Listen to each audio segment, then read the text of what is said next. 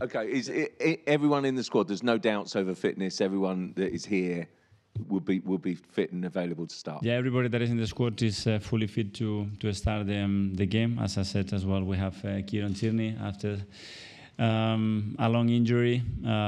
Great news that he's back. He's been training with the team and he's available to participate. How important would it be to make a real statement with an away win? Because, you know, in the Champions League, maybe sort of away performances haven't yielded the goals, and it's potentially a big week, isn't it? You know, and you've already enjoyed a fantastic home win on Saturday. Yeah, well, it's certainly something that we have to improve. I think we have made the right steps.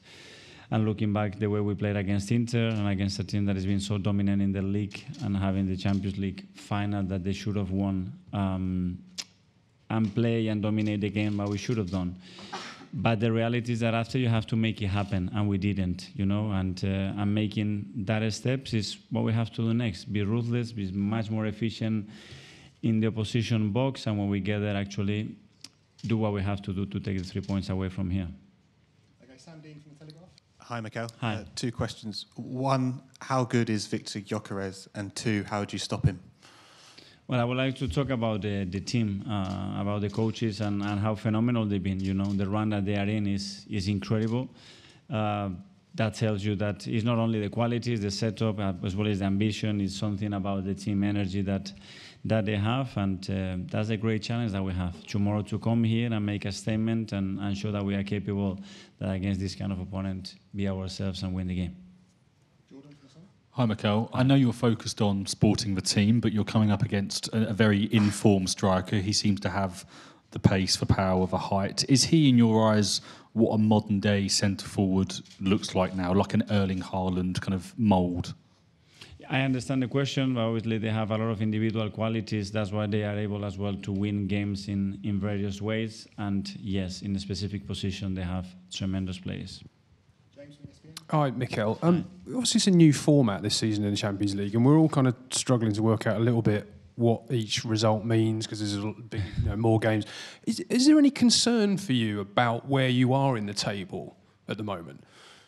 Well, we want it to be higher, that's for sure. But this is the position that we are right now, and we have to face it and control what we can, which is to play in a way that's going to give us every chance to win the game and fight to do it as quick as possible. And tomorrow we have a great opportunity to do that.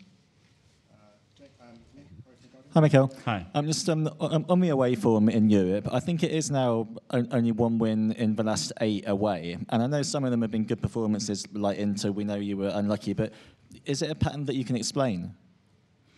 Not all the games, they've been the same. It's true that within those games, there were games that when we were already qualified. But something is very true. That is that we have to improve those results and we have to find the ways to understand what is been missing. Sometimes it's been performance, to be fair. Sometimes it's been when the performance has been there, other aspects. And that's the next step that we have to make as a team. Mikel, just on that point, I think it's 4 away games in a row you've not scored in Champions League. Yeah. Is that because the players are still new to this Champions League? People forget that it's only last season and this season, and they maybe forget that yourself is still adjusting to getting the right balance in that? I wouldn't say that this is probably the most important thing, but the efficiency that we have shown inside the box at this level with the chances that you're normally able to generate in Champions League is not been at the level that requires to win consistently. And that's something that I always say, Champions League is about boxes, small margins and details, and you have to get all those right to win, especially away from home. Hi, Mikel. David was just talking just now about how he's feeling a lot more comfortable in his second season, that he's adapted a little bit. I was wondering if you've noticed that in his body language, his demeanour, his personality, as well as his performances. Well, yes, it's something natural as well. I think it takes time to adapt to a new club, to a huge club like ours. And even though I thought that last season he had a really good season, obviously now he's more confident, he understands the system. He's got his space in the right way, you know. It's you can tell that he's much more composed. He's got better links with his teammates, and yeah, he's been in great form.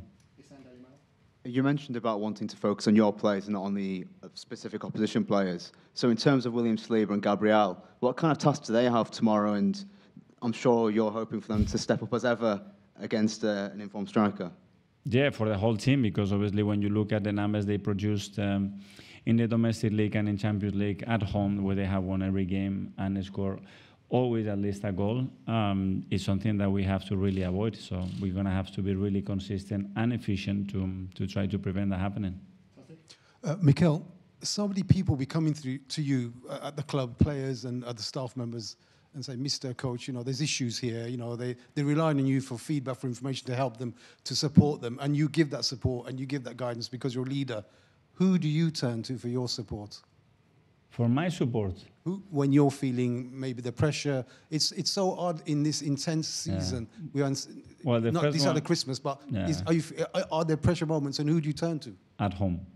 The first one at home. That's why I have a beautiful family, a lovely wife, my kids, all the loved ones, and then everybody, all the staff, That's why my coaches are so important, all the staff that is around it, upstairs, same support, same energy.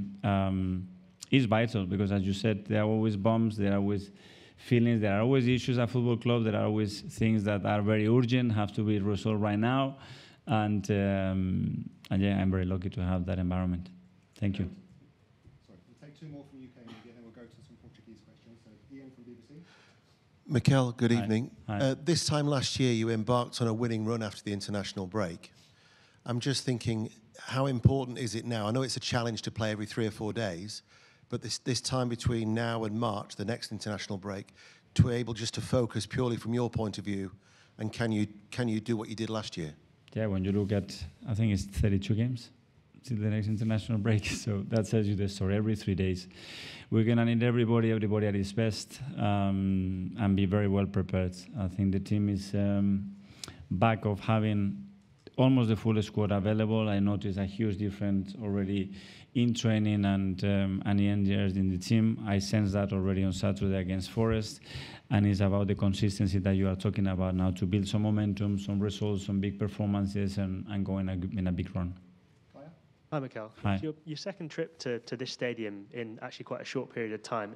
It feels like a lot longer ago that we were here last, but I wonder, have you had a chance to pause since you've come here and sort of take stock and look at how your team's progressed and what you think is different now from when the last time you were here in Lisbon? Well, it's a good question. It's always a good exercise to see the team a few years back, and I watched both games, obviously, just to have an understanding how we prepared and what it worked, what it didn't. And it's difficult to recognize a team 2 years later, because you tend to see and look at the game and other stuff in a different way, but it was good. It seems longer ago, to be fair, in a way, but here we are again. The good news is we are in a different competition, a competition that we really want to be and be dominant and be important, and this is where we are looking for. Questions from some Portuguese media. Hello, Mikel. Hello. Welcome again in Portugal. Thank Miguel you. Custódio from Sporting TV. Not that much has changed between the 2023 games. You have a lot of the same players, Sporting too. You have new players, of course. But do you think both teams are stronger right now than that results? I think so. I think so because I think every team evolved, and talking about Sporting and what they've done has been unbelievable. And we have as well progressed very much from what we were 2 years ago. So it's going to be a good test. Okay, gentleman here.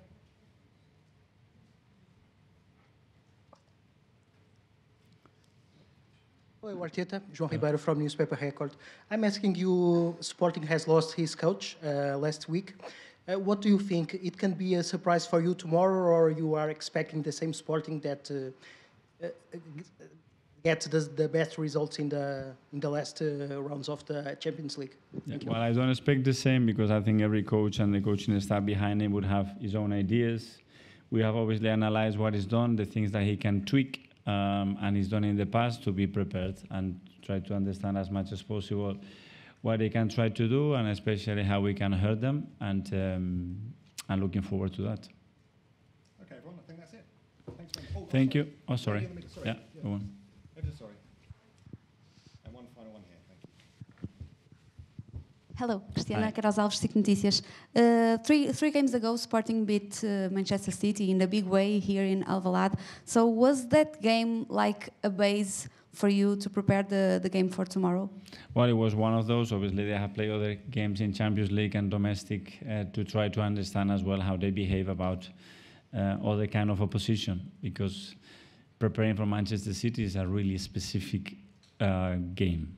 I'm telling you because I've experienced that. So I think you need a much broader picture to understand certain behaviors and understand why they do certain things. Obviously, we have analyzed that, but yeah, it was a remarkable game. Yeah. Thank you.